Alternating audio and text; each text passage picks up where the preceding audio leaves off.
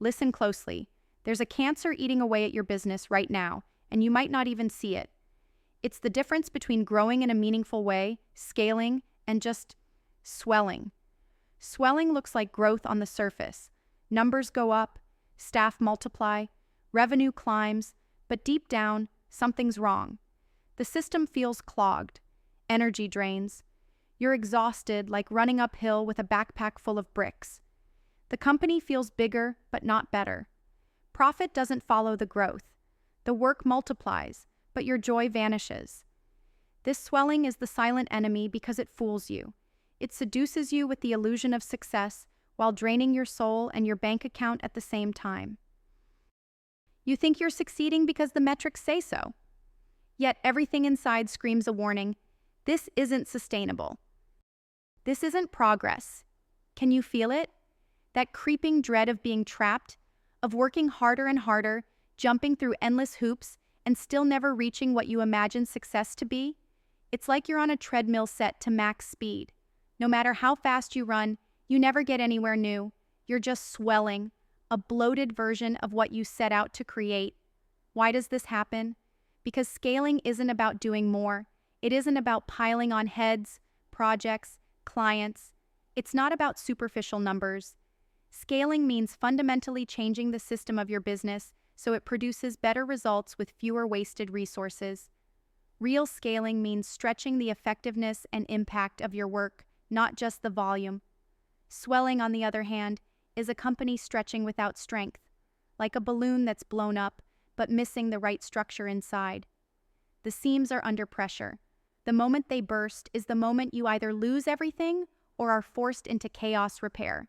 Most founders and leaders get this backward, and the world around you doesn't help. Everyone cheers when you add $1 million in sales, when you hire your 10th person, when social proof blooms. But what no one yells about is the hidden cost, the drain on your time, the drop in quality, the chaos, and the eventual burnout of you and your team. So, how do you know if you're scaling or just swelling? Look at the core of your company. Is every part of it producing more impact effortlessly, or only because you shove harder and sacrifice more? If things crumble the moment you stop pushing, swelling is winning. Ask yourself, are your systems designed to lift people up and build autonomy, or to create dependency, where everything needs your attention? Does your growth show up as real success, or just bigger bills, longer hours, and a heavier heart? If that bite in your gut says something is off, it means you're on the edge.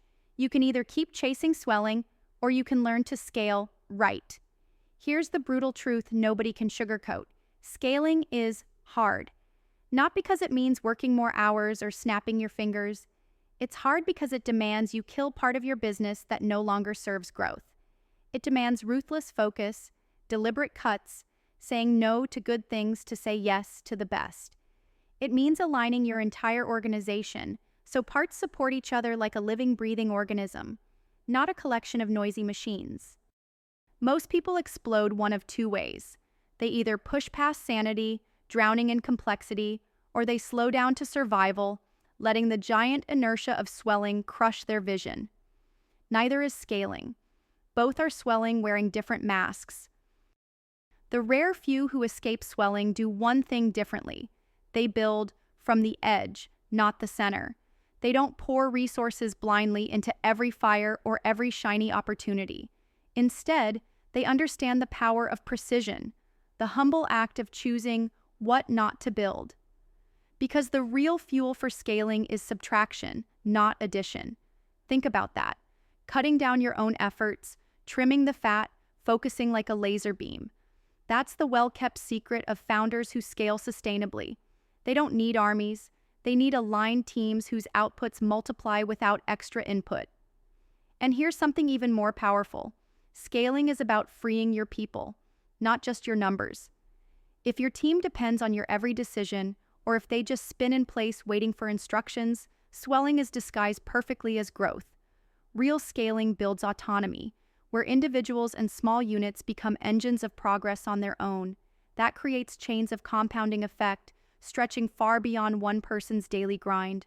Remember, the greatest companies in history didn't grow because of size. They grew because their people were unleashed, allowed to become, to push boundaries, to redefine what's possible. Your job as a leader is to foster that becoming, not manage swelling chaos. There's also this danger everyone misses: systems becoming prisons. You create rules and processes thinking they'll protect growth, but when outgrowth happens without evolution, those rules ossify. Instead of tools, they become shackles. Instead of structures, cages. If your company feels stuck in ritual and red tape, where innovation is squeezed in only after the day's fires are put out, swelling has set in. That tired, bureaucratic drag that kills spirit and momentum is the death of scaling. But here's the hope. When scaling hits its stride, it's liberating. It's like unleashing a force that ripples outward, so even your smallest decisions multiply in impact. What does that look like in real life? You start with one idea: to be radical about focus. Every new hire, every project, every tool must serve your core engine. Nothing more. If it doesn't, cut it loose. That's less convenient, but more powerful. It means onboarding fewer yes men and more yes and players, people who challenge, push, and free others to sharpen themselves. Your team stops being a collection of task doers and becomes a creative, self-sustaining system. It means rewiring your culture from follow the rule book to own the mission.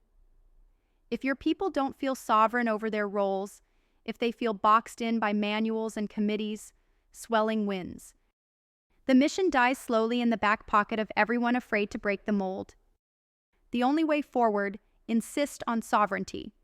Your will, the will of your team, must be a weapon, used fiercely to cut through distractions, mediocrity, and bureaucracy. Scaling demands painful questions. Do you really need this product line? Does this market add value or just complexity? Is every meeting a spark or a drain? Be ruthless with such questions. Perfect scaling is built on tough no's stacked like bricks. Another secret everyone gets backwards: scaling is patient. It's not an instant fireworks show. The spotlight doesn't find you on day one. It's the quiet work done every day to ensure the system works without needing you. Patience is the currency of authentic growth. Compare that to swelling's madness: chasing quick wins, burning out your team, creating chaos, then scrambling to patch it. That is the sound of collapse, not scaling. That's why the best founders build networks, not just empires. They connect with the few, the rare minds who aren't afraid to question everything, who break old rules to build new realities. These connections become bridges to unknown horizons, sources of synergy that explode limited potential. You don't grow by mimicking others or collecting followers. You grow by assembling a small, fierce circle of allies, those who burn with vision and can amplify your own spark. This is where transcendence begins, a place free from the system's grip, where you craft a new way forward. Here's the real power. When you scale right, you aren't just building a business. You're setting loose a force that remakes industries, redefines norms, and rewires reality itself. This is why the edge matters. It's where the uncomfortable, the rare, the radical thrive, the birthplace of true progress. Wake up to swelling's lie masquerading as success. Shatter the illusion that bigger is always better. Let scaling be the alchemy of your hard work, the secret that turns sweat to gold. Reject swelling's seductive traps, the endless lawsuits, the growing inbox, the layered management that slows you down. Build instead a lean, mean organism that multiplies strength through sovereignty and trust. Focus on autonomy, because people who feel free create worlds no one can control. Protect your mission fiercely. Say no to noise. Say yes to essence. Be patient. Work not for applause, but for eternity's favor. Because every moment you waste swelling, you're losing the chance to unleash the extraordinary within your company, your team, yourself. The world doesn't need another giant that can barely stand. It needs those rare few who stand tall, unbreakable, shining a light that changes everything. The choice is yours. Swell like the rest, or scale like the few. This fire inside, you feel it for a reason. It's not just ambition. It's your soul screaming to be unleashed. Don't settle for swelling. Build to scale, and in doing so, free yourself and everyone who's part of your journey. The future belongs to those who dare this, to those who burn now to shape what comes next. Be among them. The time to start is now.